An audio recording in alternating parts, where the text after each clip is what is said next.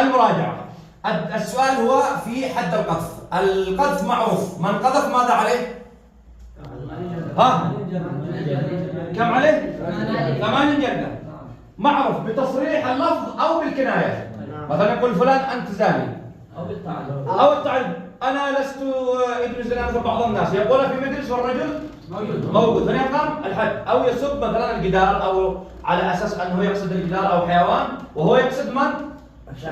يتهمه بالفاحشة. يتهمه بماذا؟ بالفاحشة. هنا يقام الحد. لكن السؤال، إذا رجل أخرس لا يتكلم هل يسمى قاذفا؟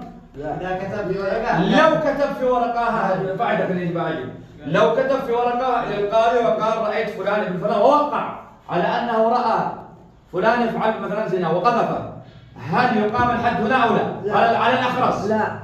تفضل يا لؤي. لا يقام؟ لأنه ما لا يسمع. لأن لا يسمع. طيب رابع عينيه.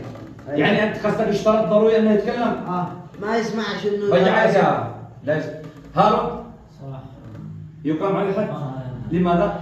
لأنه نيته إنه يتكلم على ريان؟ ما رأيك؟ إذا ما جابش 4 شهود، 3 شهود والرابع. يعني لا يشترط في الأخرس أنه تكلم ضروري، وإذا كتب عني يعتبر معتمد.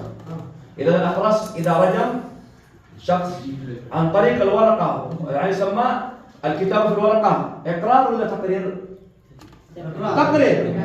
المتحدث يسمى إقرار، ولا الورقة يسمى تقرير. إذا الأخرس إذا كتب قذف على فلان وسلم للقاضي ووقع عليه يعتمد عليه حد قذف إن لم يأتي ب4 شهود، يقام عليه جلد 80 جلدة. مفهوم؟